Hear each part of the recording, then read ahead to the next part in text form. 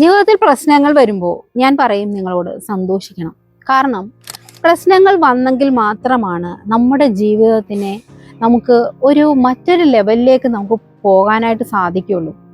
അതായത് ദൈവം നമുക്ക് പ്രശ്നങ്ങൾ തരുന്നത് നമ്മളെ മറ്റ് ലെവലിലേക്ക് അല്ലെങ്കിൽ നമ്മുടെ ലൈഫിൻ്റെ നെക്സ്റ്റ് ലെവലിലേക്ക് കൊണ്ടുപോകാനാണ്. അതിന് നമ്മളെ പ്രാപ്തരാക്കാൻ വേണ്ടിയിട്ടാണ്.